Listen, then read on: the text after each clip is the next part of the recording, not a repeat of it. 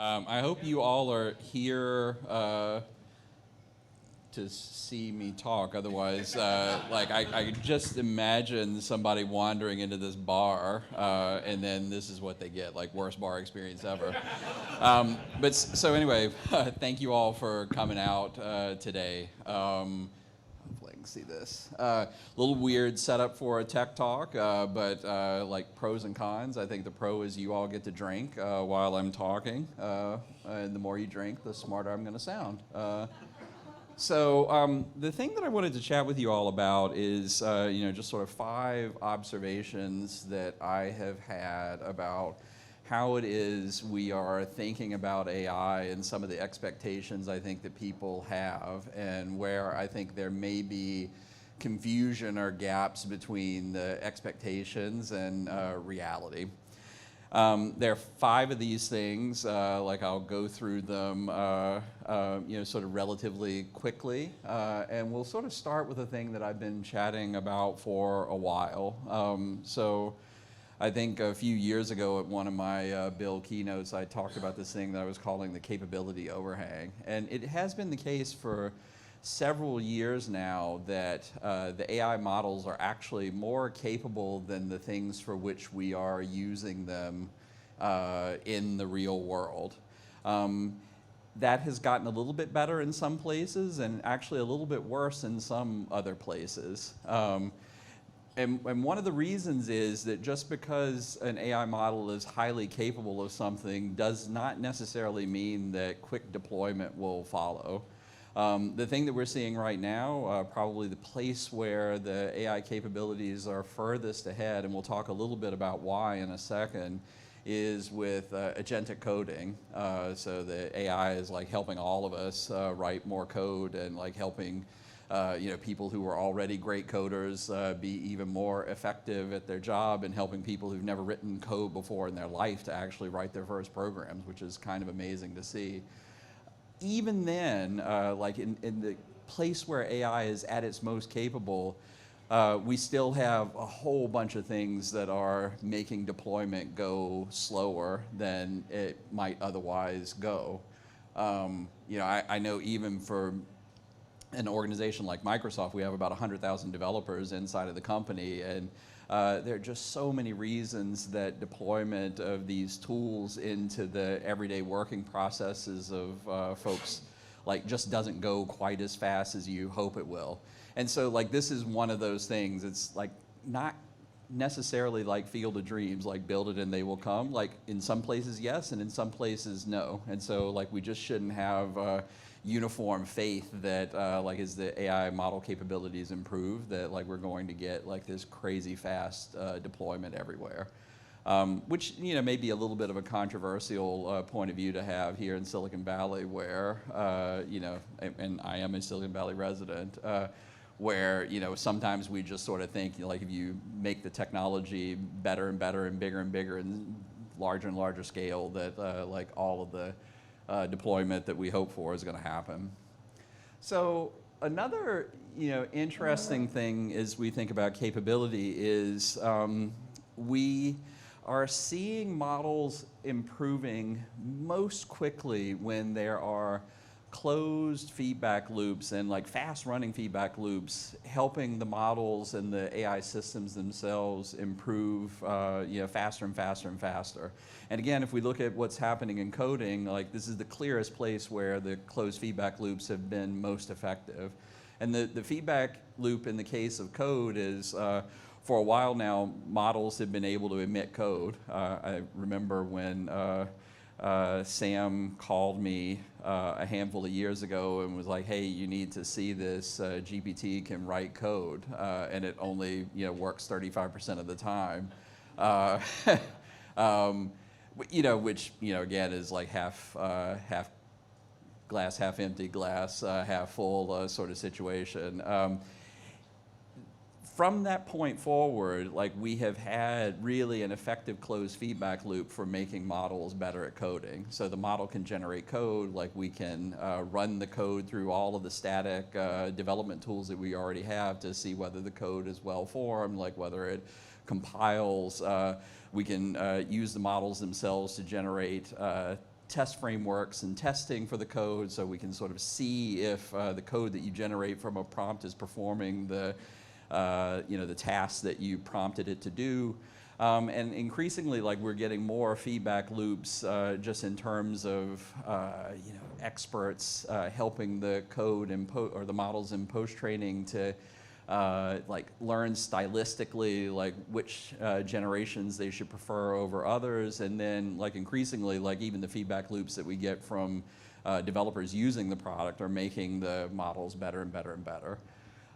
So the thing to be aware of is you all are just sort of imagining the future and forecasting what's about to happen, is like the capability of the models is going to improve fastest where these feedback loops exist. And in some cases, like the feedback loops, like to the extent that they exist at all or can exist, they are not going to necessarily be as fast as some of the ones that we have with things like software development. Yeah, so I mean, for instance, like one of the things that the models can already do is like they can postulate new ideas for particle physics experiments. And the problem with particle physics experiments is they actually take a lot of expert technical labor to set up and run, and like they require the use of extremely expensive, oversubscribed experimental infrastructure to run. And there really isn't like a convenient way other than publications in the scientific literature to get the output of those experiments back into a model. And so like there, like you shouldn't really expect, without additional like interesting breakthroughs in how we build models, like building simulators that are like very like accurate to the physics of the world, like being able to produce data that the AI systems can then use to train. Like you just shouldn't expect some things to go terribly fast. And so like it's a good lens to look at the world through, because in some cases like we're just going to see capability like roaring ahead like super fast, and our big problem is going to be like this deployment issue that I talked about a minute ago. Like how can we figure out how to make these capabilities more valuable to people so that like they can like get into people's hands and be useful. And in some places, like we're going to like maybe hope that the AI systems are going to be able to solve problems, and like structurally they just aren't going to be able to. And I think it's our job, I'm guessing most of the people who are at this conference and in this room are developers or product builders, like as we are sort of thinking about what to develop and how to build our products, like this is an important thing to keep in mind. So another interesting thing, and this is kind of at the root of some of our interesting deployment problems, is like just because we can make software go fast doesn't mean we can make organizations go fast. Like I think we're just going to see this an awful lot this year. We're going to have people who are like super excited and like really enthusiastic about how to go use these tools. And like I can just sort of say myself, I build a lot of prototype things that are greenfield where I have no constraints whatsoever. Like I've just got an idea, and like there's nothing stopping me from using an agentic coding system from producing a brand new thing. But in many cases, like the things that we want to produce are like fairly highly constrained. They could be constrained because you have a regulated environment that you're trying to do something in, like finance or healthcare. It could be that they're more constrained because like you've got a bunch of infrastructure inside of your company that isn't agent accessible. So it's just sitting inside of a bunch of like things that have walls around them that are going to be really, really hard to build mechanisms for the agents to get in. It could be that they're like last mile problems. So like one of the things that we see all over the place is like we use these tools, like we resolve a problem, like we just get much, much faster, like sometimes near infinitely faster at a particular thing. And then you just encounter the next thing that's going to slow you down. And so it's just going to be a lot of work, like, and a lot of the work is going to look like plumbing to get some of the deployment issues resolved. And like, I think that's both bad news and good news for all of us in this room. It's a lot of opportunity out in the world right now dealing with a bunch of these sort of plumbing issues that we're going to have to make things more accessible to agents. And then some of the stuff is just, sort of pure, human psychology that is throttling things. Like I know I'm, like kind of grumpy old man. Like I know how to do things a particular way, and I find myself increasingly in these modes where someone tells me, "Hey, dude, you should give this a try," and I'm like, yeah, not at all. And so that is also a normal, valid thing to expect. Like if you are someone who's been super successful in your career and like you've just know how to do things a particular way, sometimes you are going to have to see a lot of proof that a new way is better before you're going to change your mind about how it is you want to do your work. And like that is a perfectly reasonable and valid point of view to come from. There's also just a forecasting problem, I think, that we all have with something that's going exponentially fast. So all of this stuff that I'm doing right now using agentic coding to build things wasn't even possible November of last year. And so it's just hard, I think, for us to, in the places where you have these closed feedback loops where things are going really, really fast, to get people to necessarily notice the rate of change and like snapping to quickly enough, because it's hard to see and it's like hard to like keep up. So this is maybe one of the more important things, which is just because you are using AI to create a lot of activity does not necessarily mean that the activity that you're creating is valuable. And so I'll give you a good example of this. I was kind of bored yesterday. I was flying back from a meeting that I had in Japan, and I thought it would be like a really good opportunity on this long flight to go build this super frivolous app that I've wanted to build for a while. So I've got 2 teenage kids, and for a while I was doing this thing to irritate them by only communicating with them via meme. So I would send them a meme and they'd be like, "Dad, what are you doing?" And then I'd send them another meme and it's like, "Dad, really irritating." And then I'd send him another meme. And I was like, this is kind of labor intensive, like me having to generate all of these memes. Like I want like a meme chat app that generates these things for me. And for a while that seemed like an extremely frivolous thing to do and a horrendous waste of my time. But I was like, let me give it a shot. So like I coded this whole app on the plane. Like I think I had 65 PRs over the course of this flight. And yeah, it was kind of fun to do. Completely, other than my own sense of enjoyment, valueless. Like do not expect Kevin Scott to be launching a meme chat app anytime soon. And so like I do think that like we have to pay as developers especially close attention right now to this difference between like we now have this new tool and like we can just do a lot more with it. Like we can have a lot of output, like we can build more complex things than we built before. That doesn't necessarily mean that the things that we're building are super valuable, that they're going to land in users' hands, solve problems that they have, like increase the top line on the businesses that we're running.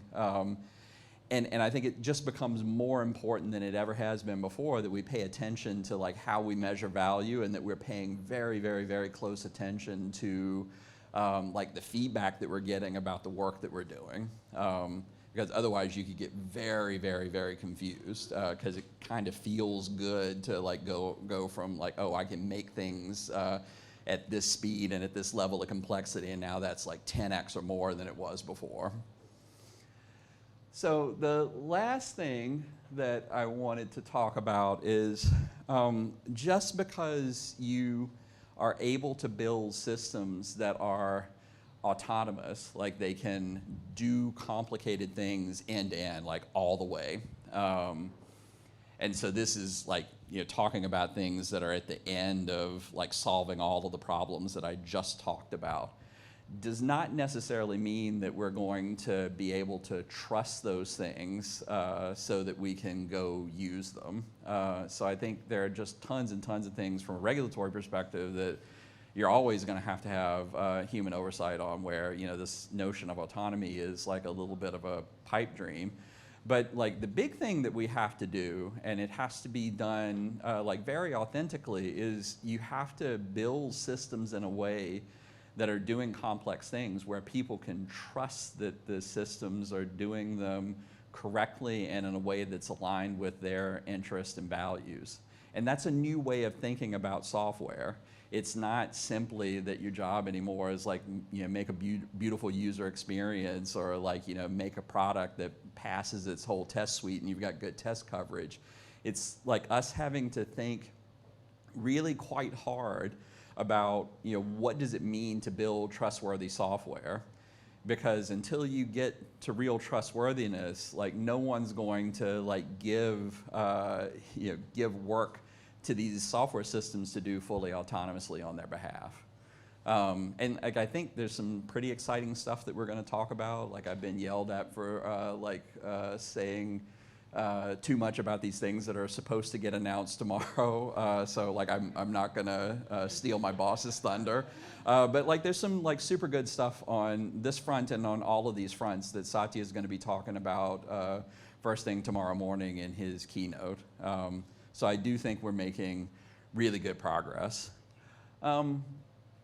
So the net of all of this is I think there's just a lot of work for all of us to do over the next handful of months and years in order for us to really be able to unlock the potential of this crazy tool that we've built collectively over the past handful of years. These problems that I enumerated don't go away just as a function of scaling up an AI model. There is no silver bullet that gets all of these things sorted out. And so it just means like a bunch of technical work, a bunch of social work, societal work, a bunch of organizational work, a bunch of like, just sort of dealing with legacy systems and plumbing work. In some cases, like I think that's going to be more work than we've ever seen before. So like we will have to have a whole flurry of activity and intensity around some of these things that like requires all of us to engage in ways that are like even more intense than what we see right now, just because we can see the promise of what we're able to do for the world if we're able to like overcome some of these things and like really get the value out of this infrastructure. That's my talk. I will let you all get on with your hopefully fine drinks that you're consuming, and I hope all of you have a really amazing build experience this year. Thank you all.